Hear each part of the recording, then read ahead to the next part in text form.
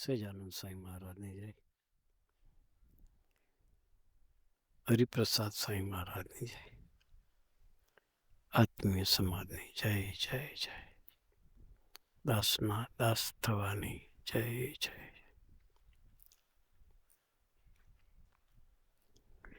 નિમિત્ત સ્વામીએ યુદ્ધની વાત કરી.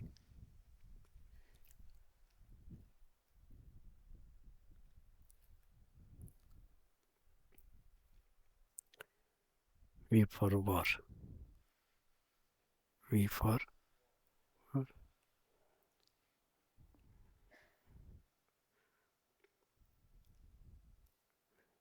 પ્રાર્થના કરી. હાર્દિકભાઈએ સધર્મની પ્રાર્થના કરી.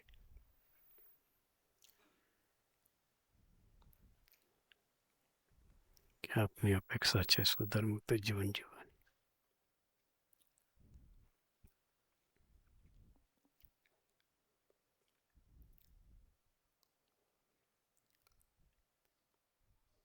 દરેકના જીવનમાં વોર હોય.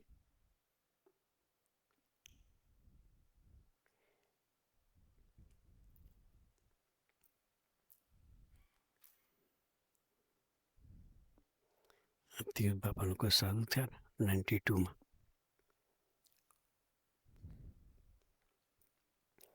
સ્વામીજીએ 2 સૂત્ર આપેલા. યોગી શતાબ્દીમાં જે સાધુ થયા એ સંતોને 2 સૂત્ર પકડાયેલા. પેલો વી ફોર વોર, બરાબર બાપા. બીજો શબ્દ વી ફોર કેજી. કે એટલે કોઠાર સ્વામી, જી એટલે ગુરુપ્રસાદ સ્વામી. જીવનમાં 2 ભગવદી જોઈએ તો એના માટે વોર ઇઝી થઈ જાય. વી ફોર વોર અને બી ફોર કેજી. યુવકમાં ત્યારે સ્વામી સૂત્ર પકડાય બધા. નિમિત્ત સ્વામી કંઈક છેલ્લું ગાતારી સ્વામીજી અમને ઓઢાડ્યું. એ આખો ગ્રુપ 11 જણનું 12 સંતોનું ગ્રુપ છે. હરિશરણ સ્વામી ગ્રુપના લીડર છે. બંને હાથે બેઠા છે. છેલ્લી દીક્ષા એ ગ્રુપને આપી, પહેલી દીક્ષા અમારા ગ્રુપને આપી.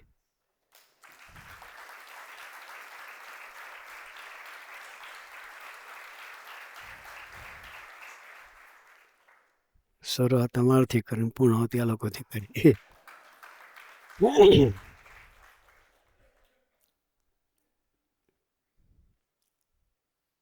શું કહે બાપા?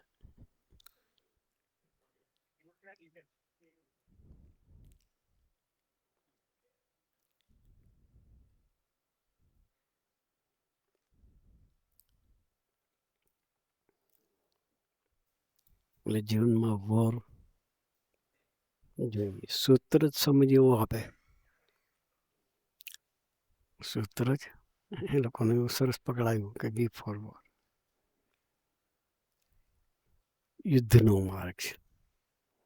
એમ સધર્મિક જીવન જીવવું એ પણ એક વોર છે. એ પણ એક વોર છે.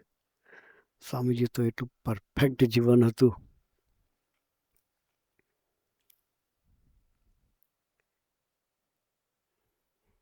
સધર્મ બાબતમાં સ્વામીજી સાઉન્ડ રહેતા.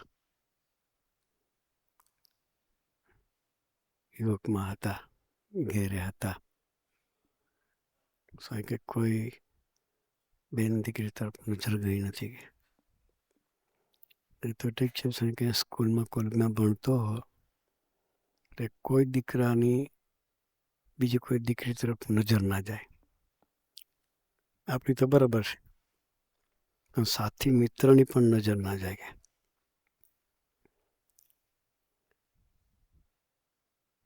સ્કૂલે જતા હોય કોઈ છોકરા કોલર પર હાથ ના લગાડી શકે કે શેની પર સમજી ગયા? કોલર પર હાથ લગાડવા એટલે તમે પાત્ર આવે એટલે કોલર પર હાથ જતો રહ્યો. હરખા કરે કપડે. કે કોઈ દીકરાની તાકાત નહોતી કે કોલો પર હાથ લઈ શકે. એટલું પ્રભાવ બી એટલો હતો સ્વામીજીનો. સ્વામીજીનો પોતાનો પ્રભાવ એવો હતો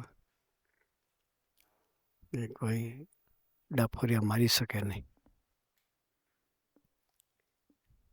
એક વખત કે હું સ્ટેશન બાજુથી આવું કે ત્યાં આણંદની વાત છે, રેલવે સ્ટેશન આણંદ. મારું ચાલવાની મારી હોબી કે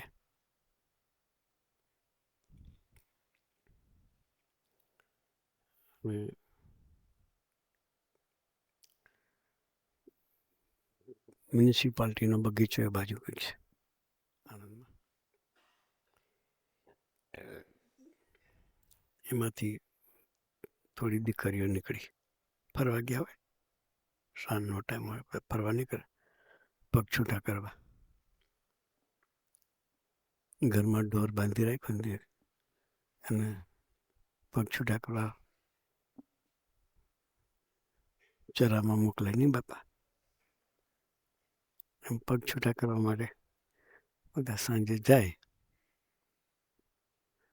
સામે એક બે મિત્રોની નજર એ બાજુ ગઈ. ખાલી નજર ગઈ, પાછળથી એક આપી દીધી મિત્રને. પાછળથી બોચીમાં એક કોઈ દીકરો એવું ના કહી શકે તે કેમ માર્યું. કોઈ એવું ના કહી શકે તે કેમ માર્યું. ને ખબર જ હોય કે આપણી ભૂલ થઈ હશે તો જ પડે, બાકી પડે નહીં. એટલો સ્વામીજીનો સધર્મ સાઉન્ડ હતો. બાપાનો યોગ નહોતો, યોગીમારનો યોગ નહોતો. રાજી કરવાની ભાવના તો યોગીમાર યોગ જ નહોતો, પણ સ્વામી કે મારો સધર્મ પહેલેથી સાઉન્ડ હતો. ગામમાં પણ કોઈ બેન દીકરી સ્વામી સામે જુએ નહીં. ઇવન સ્વામીજીના સગા 5 બહેનો, કેટલા બહેનો? Same blood. 5 બહેનો વચ્ચે એકના એક ભાઈ હતા સ્વામીજી. કેટલા? 5 બહેનો વચ્ચે એકના એક ભાઈ હતા. તથા સ્વામીજી 5 એ બહેનોનું ફેસ આંખથી આંખ મિલાને વાત નહીં કરી. કેવો સ્વધર્મ બાપા. એ એવો સ્વધર્મ પાડતા હોય તો આપણને છોડે? કારણ કે આપણે એના છીએ. પેલા મિત્રો તો એના નહોતા, ખાલી સાથે ભણતા હતા કે જે કંઈ હોય એ. એના દીકરા તરીકે આપણે રહ્યા છીએ અને બાપ તરીકે આપણે સ્વીકાર્યા છે, તો આપણી પાસે કઈ કક્ષાની સુધરની અપેક્ષા રાખવી જોઈએ. એના બાપ તરીકે એને રાખવી જોઈએ, કારણ કે એને આપણા આત્માનું કલ્યાણ કરવું છે. સ્વામીજી પોતે પોતાના જીવનની વાત કરે કે મારો આટલો લાકડા જેવો સુધર્મ હતો. કેવો? કડક.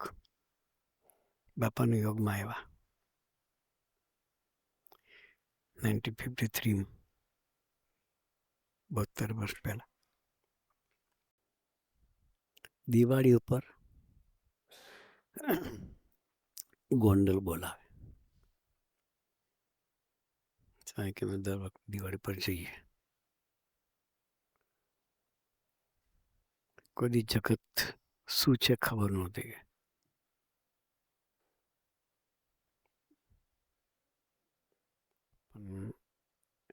એવું જગત બાપા એવું દર્શન કરાયું.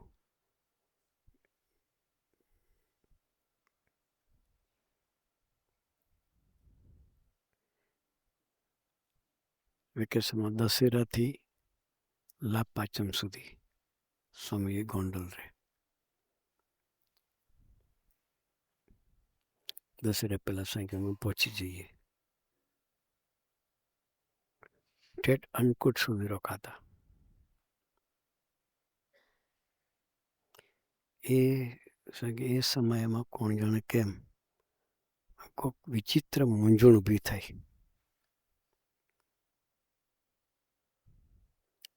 જેથી સ્વામીજી પાસે જવાનું દિલ નહોતું થતું. બાપા પાસે દરેક વ્યક્તિને જીવનમાં સ્ટ્રગલ આવે. સ્વામીજી કે મને પોતે પોતાના જીવનનું દર્શન આપણને કરાવે છે કે સ્વામી પાસે જવાનું દિલ નહોતું થતું. હૈયામાં ભયંકર ભૂંડા વિચારો અને વિચિત્ર અવસ્થા જેવું અંદર ઊભું થઈ ગયું. જેના ફળ મને એમ થતું હતું કે આપણામાં 2 પૈસાની બરકત નથી ને સ્વામીજી પાસે એમની સન્મુખ કેવી રીતે જવું.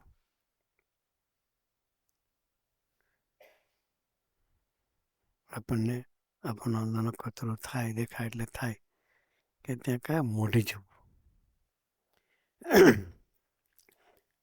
આપણને એવું થાય તો શું થાય? સેવામાં ગીવ અપ કરી દઈએ. હા,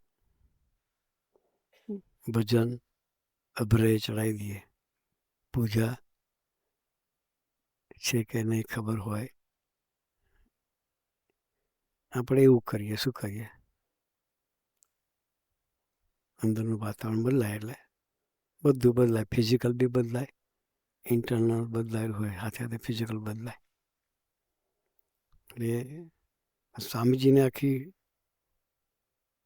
વસ્તુ જુદી હતી. સાહેબ કે મને આવું ચાલુ થયું. 20 દિવસ સુધી બાપાના દર્શન કરવા નહીં ગયો.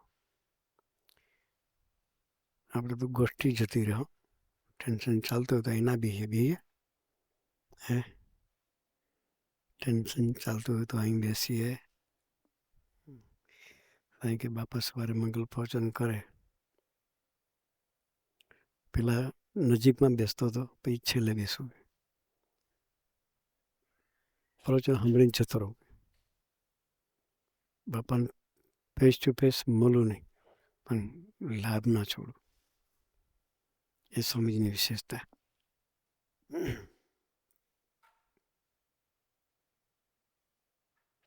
શરદ પૂનમ સુધી સ્વામી સાથે આંખ ભેગી થવાની હતી. અહીંયાનું ઊંધિયું જોઈને શરમ આવતી હતી કે શું મોઢું બતાવવાનું.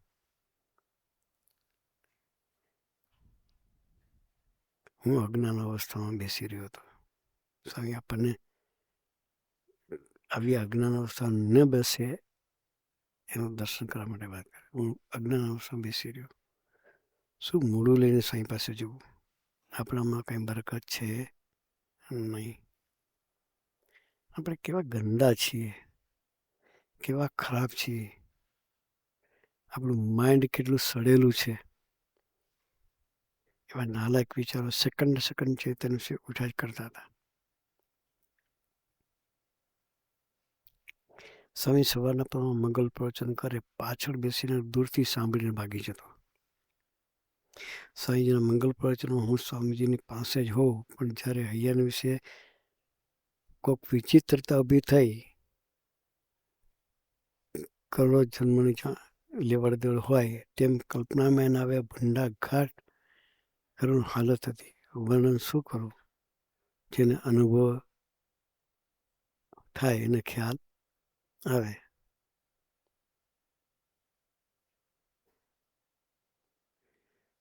એક સ્ટેજ એવું આવે કે જ્યાં ટોટલ નાસીપાસ થઈ જઈએ.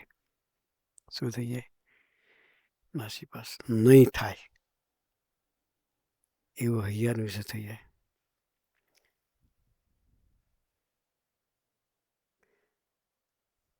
સવારે મંગલ પ્રવચન કરી પછી બાપા કે દેરે દર્શન કરવા જાય એટલે અમે સીધા સેવામાં જતા રહીએ.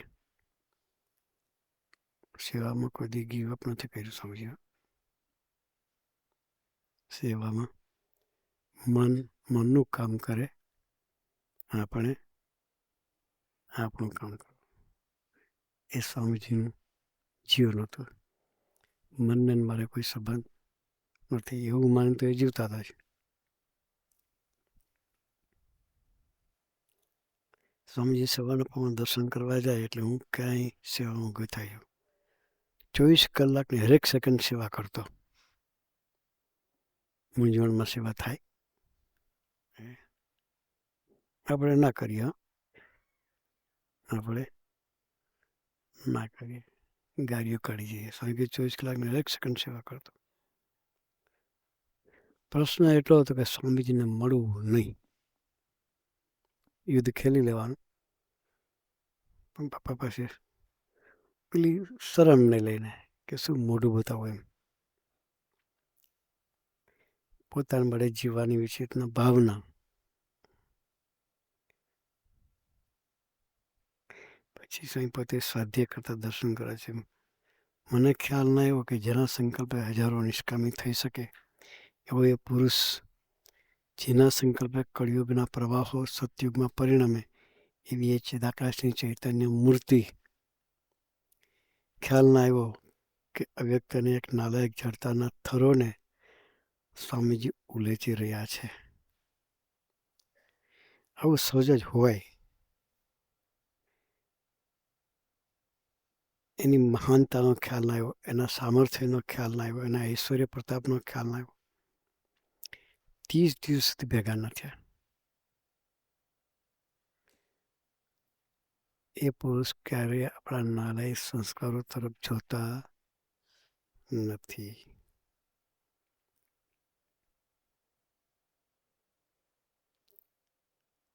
સ્વામી પાસે નહોતો જોતો, મને થયા કરતો હતો કે મારામાં કંઈ બરકત નથી. સ્વામીને શું મોઢું બતાવું, મારી કોઈક સાત્વિક વૃત્તિ હશે, સ્વામી મારું કોઈ અજ્ઞાન કહે. પણ ખ્યાલ ના આવ્યો કે ચિદાકાશના કરોડો સૂર્યની ક્રાંતિને ઝાંખી કરી નાખે એવી ચિદાકાશની રસકર મૂર્તિ, જેના શરીરમાંથી કેવળ ચિદાકાશના દિવ્ય પ્રેમનો, પ્રભુની મૂર્તિના, પ્રભુના પ્રવાહ સિવાય કોઈ ચીજ ટપકતી નહોતી. એના જીવનમાં નરો પ્રેમ સિવાય કોઈ ચીજ ટપકતી. બાપાનું સ્વામીજી વર્ણન કરે છે કે બાપા કેવી મૂર્તિ હતી અને અમે કેવા મારા વિચારમાં પડી રહ્યા હતા. એના જીવનમાં પ્રેમ સિવાય, પ્રભુના સંબંધ સિવાય, પ્રભુની દૃષ્ટિ સિવાય કાંઈ નહોતું. જેમ જેમ એની આગળ ખુલ્લા થઈએ તેમ તેમ એ રાજી થાય એ ભાન જ નહોતું. આ અમારા સત્સંગની શરૂઆત હતી. સ્વામીજી બાપાની સેવામાં નહોતા આવ્યા, વેકેશનમાં જતા હતા. 55થી તો કન્ટિન્યુ બાપાની સાથે સેવામાં લાગી ગયેલા. તે 55ની શરૂઆતના દિવસોની વાત છે. પણ ત્યારે પણ સ્વામીજીની સમજણ કેવી હતી.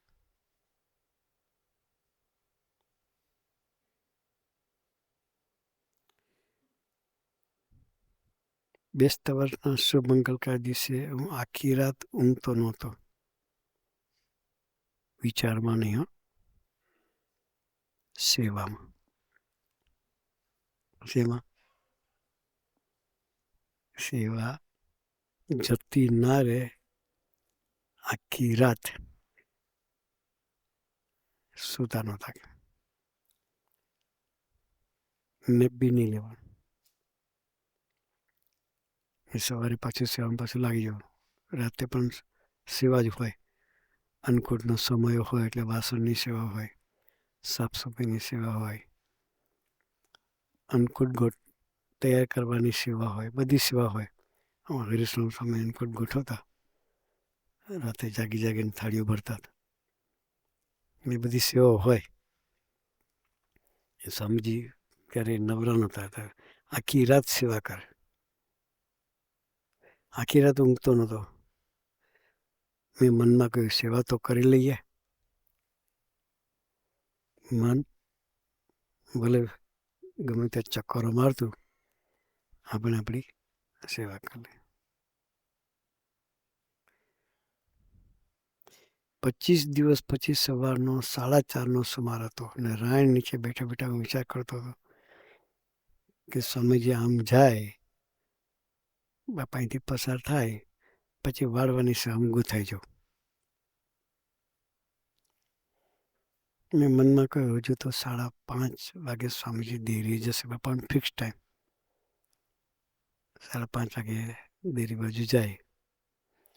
પણ એમ 4:30 વાગે બાપા રૂમની બહાર આવ્યા. એકલા જ આવ્યા, બાકી કોઈ સાધુ હાથે હોય, સેવક હાથે હોય. બાપા એકલા બહાર આવ્યા. સભા મંડપની બાજુમાં બાપાની રૂમ અને અંધારું હતું. બાપા એકલા આવતા. સાંજમાં કોઈ સાધુ હશે, પેલા ઉઠીને પૂજારી હોય એટલે પેલા ઉઠતા હોય. પછી પગથિયાં ઉતરતા સ્વામી રાણ નીચે બેઠેલા બહાર. બાપાએ ત્યાંથી બૂમ મારી, ગુરુ કોણ? બાપા એકલા, જોડમાં કોઈ સાધુ સેવક કોઈ નહીં. બાપાએ બૂમ પાડી એટલે જવું તો જોઈએ. પછી કે દોટ મૂકી. 25 દિવસથી બાપા પાસે નહોતા ગયા, પણ બાપાએ બૂમ મારી એટલે દોટ મૂકી. હાથ તો પકડવો પડે. જેને હાથ પકડે બાપાનો. કે બાપાએ બૂમ મારી એટલે મારા એનો ધ્રસકો પડી ગયો કે આજે જ ચોર પકડાયો. શું કરવું? ફેસ ટુ ફેસ સ્વામીજીની સામે જ એકલા જ હતા. હાથ તો પકડવો જ પડે. દોડ્યો અને સ્વામી પાસે ગયો. પાસે જઈને તરત હાથ આપી દીધો. પછી નીચે ઉતર્યા. 5 પગથિયાં છે ગોંડલના સભા મંડપના. અંતરમણા સ્વર્ગનો પુરુષ એક જ વાક્ય બોલ્યા, ભલે આપણામાં કંઈ બરકત નથી, પણ શાસ્ત્રીમાં ખૂબ બરકત છે. તે તમારામાં ચૈતન્ય વિશે પૂરશે કે એ છે વચનમાં વિશ્વાસ. શું છે? મોટા પુરુષના વચનનો વિશ્વાસ. આ એક જ વાતની, એના સનાતન રહસ્યની મને ખબર નહોતી.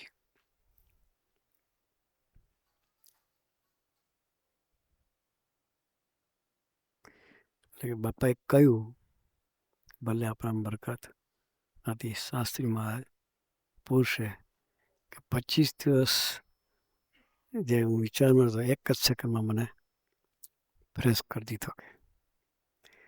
અને પછી જે ઉમંગથી સેવા તો કરતા હતા, સેવામાં પાછી પાની નહોતો કરી, પણ બાપા પાસે જવાનું મન અંદરના વિચારોએ કરીને કે હું આવો છું, આવો છું, આવો છું. શું બાપાને મોડું બતાવું? પણ બાપાએ એક જ વાક્ય કહ્યું, એ જ સેકન્ડે બધો જ ભાર નીકળી ગયો. વિદ્યાર્થી જીવનમાં મન બુદ્ધિને રમાડતો હતો કે બાપાના યોગમાં આવતા પહેલા મન બુદ્ધિને રમાડતો હતો. મન બુદ્ધિની તાકાત નહોતી કે એને તે વર્તાવી શકે.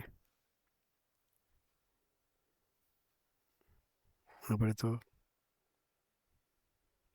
કેટલાક મનને રમાડે, કેટલાક મનને રમાડે. સ્વામીજી મનને રમાડતા. આપણને મન રમાડી જાય.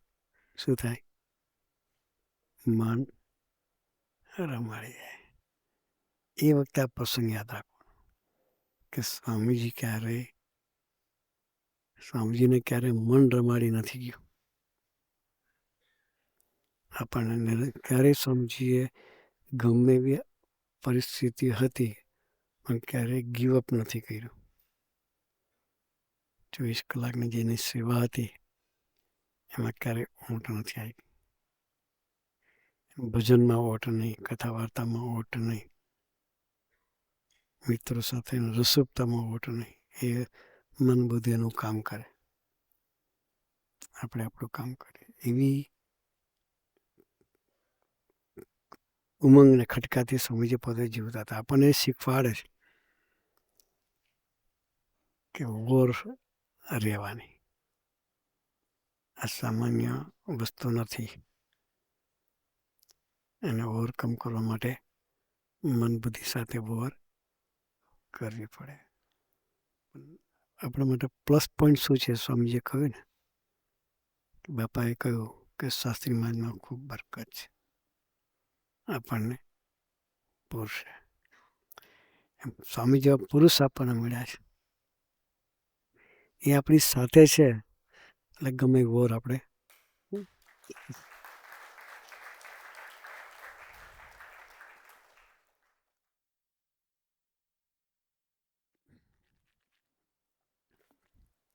એના બળે જીવવું પડે. શું કરવું પડે? આપણામાં તો કઈ નથી. બે પૈસાની બરકત નથી. એ પુરુષ એવા મળ્યા છે એટલે આપણને પાર કરાવે પુરુષ. સાહેબ હું પોતાના બળે જીવતો હતો. મન બુદ્ધિને રમાડતો હતો. વિદ્યાર્થી જીવનમાં મન બુદ્ધિની તાકાત નહોતી કે રીતે વર્તાવી શકે. પણ જ્યારે અંતરનો ભવેડો હૈયું જોયું ત્યારે લાગ્યું કે દુનિયાની 400 કરોડની જનતામાં મારા જેવા કોઈ નીચ કે નાલાયક નહીં હોય. બીજી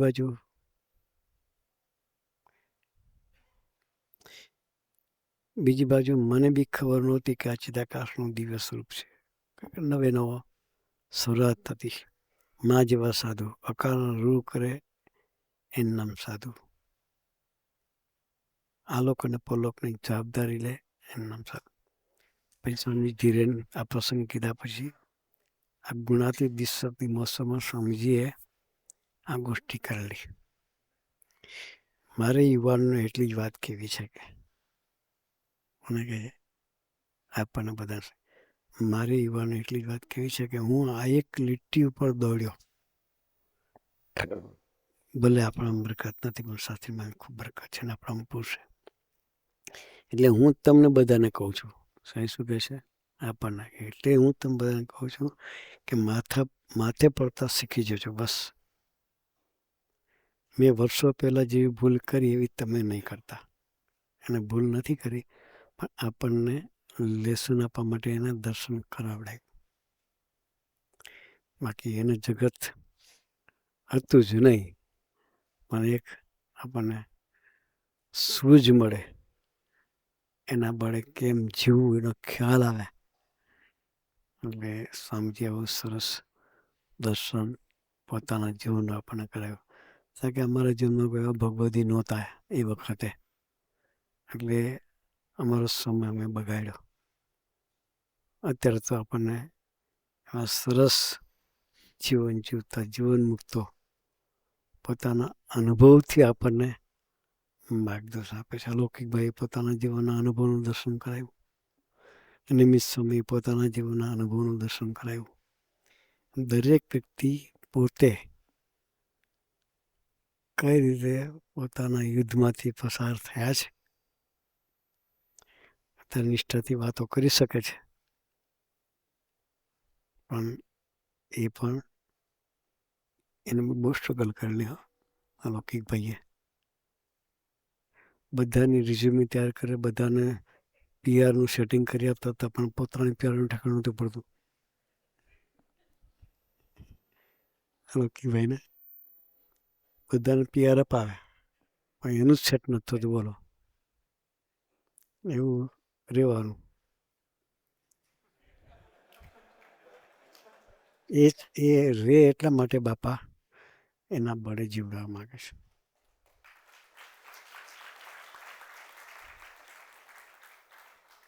આ બધું તો આ લોકમાં આવ્યા એટલે લોકોનું બધું વસ્તુ જોઈએ. ન જોયું નહીં પણ સંબંધ કરવો છે એ વસ્તુ આખી જુદી છે. એ સંબંધ થાય તો ફરી આવવાની યાત્રા ના રહે. આપણે સંબંધ બાંધવો છે બસ. સાંજે પુરુષ આપણને ગ્રહણ કર્યા. આપણી લાયકાત હતી કે નહીં જોયું નથી એને. આપણે કેવા છીએ એ વિચાર નથી કર્યો એને. કરુણાકરને આપણને ગ્રહણ કર્યા છે. પોતાના મહિના છે આપણે એમના થઈને જીવીએ બસ. એટલે વી ફોર બે ભગવદી કેજી, બે ભગવદી ટૂંકમાં. બે ભગવદી આપણા જીવનમાં સ્થાન હોય તો ગમે એ વોર હોય તો ક્લિયર થઈ જાય. નિમિત્ત સ્વામી પોતાના જીવન દર્શન કરાયું કે એના સર્વમંગલ સ્વામી સાથે હેત હતું. તો આ છેલ્લી તક સ્વામિનાથે દીક્ષાલાલને જે મળી એ જો સર્વમંગલ સ્વામી ના હોત તો એ તક ચૂકી જાત. અને પછી સ્વામીજી કોઈને દીક્ષા આપી જ નથી. 2009માં જે આપી એ છેલ્લી દીક્ષા આપી, પછી કોઈને આપી નથી. એટલે એનું ગૌરવ છે એને કે મારા જીવનમાં સર્વમંગલ સ્વામી હતા, આ તક હું ચૂક્યો નથી. આપણી તક ભગવદીનો હૂંફ હોય, ગોદ હોય તો તક આપણી જાય નહીં. તો આપણે ભગવદીની ગોદમાં પડી રહી અને આપણો સંબંધ સ્વામી સાથેનો દિન પ્રતિ વધારતા રહીએ. એ વધારવા માટે ગુરુની ખૂબ ખૂબ બળબુદ્ધિની શક્તિ આપે, એ જ પ્રાર્થના સહજાનંદ સ્વામી મહારાજ.